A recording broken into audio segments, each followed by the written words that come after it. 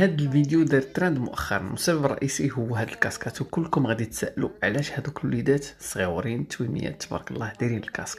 واش الام ديالهم ما عندهاش تجربه هي اللي دارت لهم هاد الكاسكات، خايفه عليهم يطيحوا، او لا شنو السبب الرئيسي ديال هاد الكاسكات؟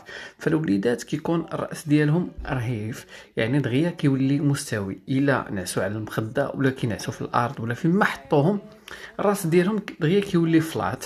فهاد الكاسكات هادو كيعاونوهم انهم كيحميوهم باش ما يوليوش فلات، كيبقى الراس ديالو دائري باش ما يتسببش ليه هاد المشكل. حنا في المغرب عندنا وليدات صغار بزاف عندهم هاد الراس مستوي، والسبب الرئيسي ان الامهات ديالهم كانوا كيحطوهم هكا ديريكت للارض او ديريكت المخده، فالراس ديالهم مع رهيف دغيا كيولي فلات.